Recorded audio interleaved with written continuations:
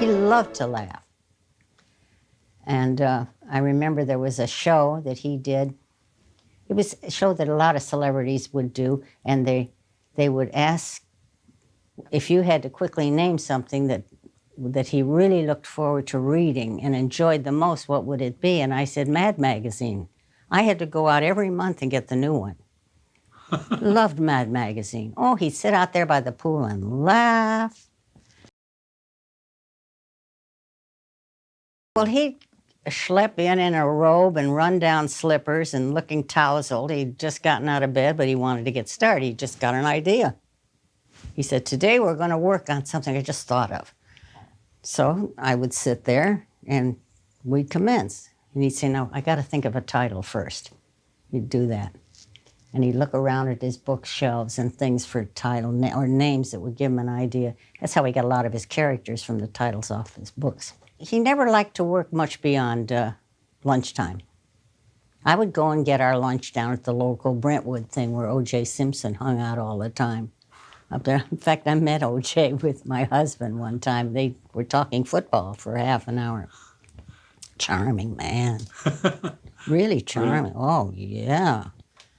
Hard to believe. And I'd get the sandwiches and hold everybody up in line because Serling would not settle just for one sandwich. It had to have everything on it, and there had to be two of them. But he was always out by the pool. And the funny thing is, he so adored the sun. And I said, geez, I'd walk in and it was so hot or something. And he said, come on, we're going to dictate out by the pool. And so we'd sit out there, and he would have this sunscreen. Beside the sun being bright, he'd have that. You know, he always had a great tan. And I said, I can just see what's going to happen if we ever live through this bomb scare, the atomic energy. They'll say, and there was Serling sitting out in his patio with a sunscreen because he got a new rush of sunlight.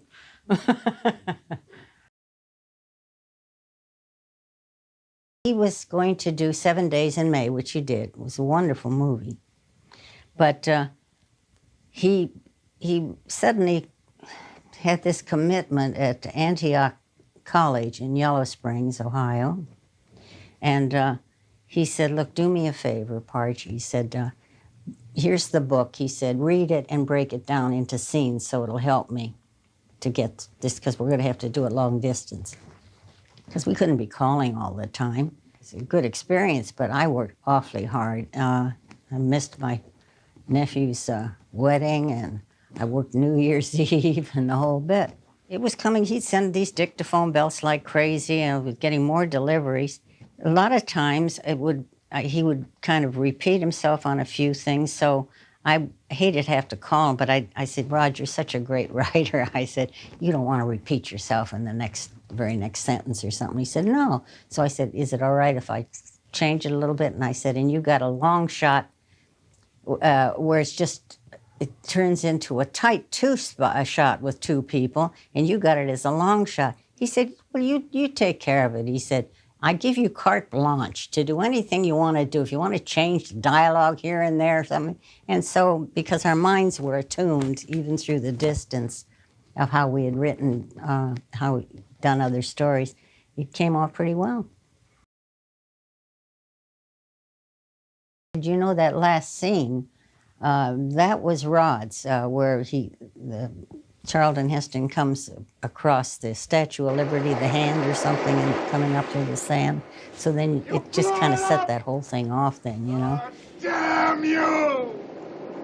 God damn you all to hell! But that was Rod's, he said. He thought of that, because I don't remember seeing it in the book.